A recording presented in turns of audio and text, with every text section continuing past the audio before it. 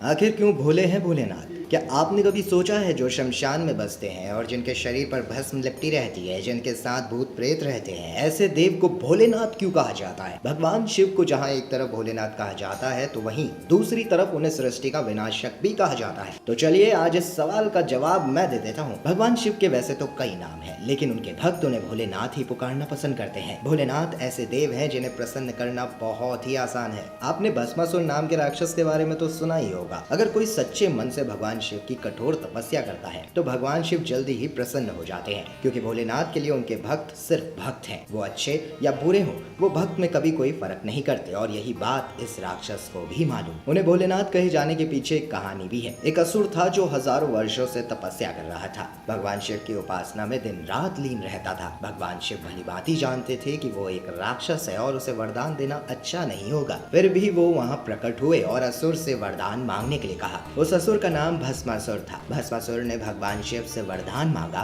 कि वो जो कुछ भी छुए तुरंत भस्म हो जाए। शिव जी ने तुरंत उसे ये वरदान दे दिया। अब भस्मासुर वरदान की परीक्षा लेना चाहता था। भस्मासुर को लगा कि अगर वो भगवान शिव को ही भस्म कर दे तो फिर उससे ज्यादा श्रेष्ठ इस दुनिया में कोई नहीं रह जाएगा। ऐसा कहा जाता है कि भगवान शिव अपने भक्तों को खाली हाथ नहीं लौटाते हैं, इसीलिए भोलेनाथ अपनी जान बचाकर भागने लगे। तब भगवान विष्णु ने वहीं एक चाल चली और मोहिनी का भेष धारण कर लिया। भगवान विष्णु मोहिनी के रूप में असुर को मोहित करने के लिए नृत्य करने लगे और भस्मासुर का हाथ चालाकी से उसके सिर पर ही रखवा दिया। इस तरह से भस्मासुर नाम के राक्षस से मुक्ति मिल गई।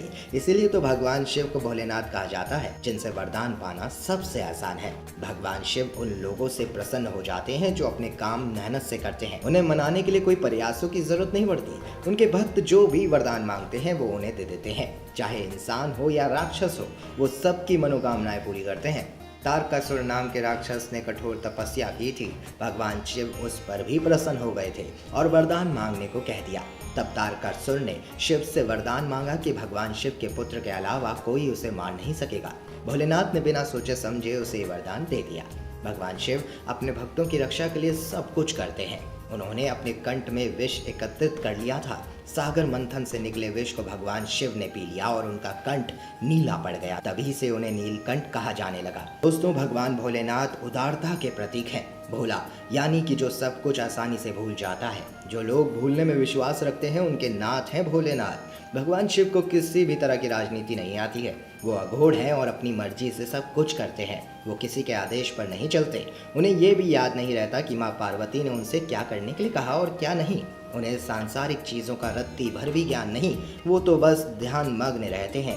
इन्हीं सब वजहों से वो भोलेनाथ हैं। दोस्तों, आप सभी को पता है कि सावन का महीना शुरू हो चुका है। भोलेनाथ को प्रसन्न करने का इससे अच्छा मौका आपको कहीं नहीं मिलेगा। तो भोलेनाथ को प्रसन्न कीजिए, भोलेनाथ की भक्ति में लीन रहिए और जोर से बोलिए हर हर महादेव।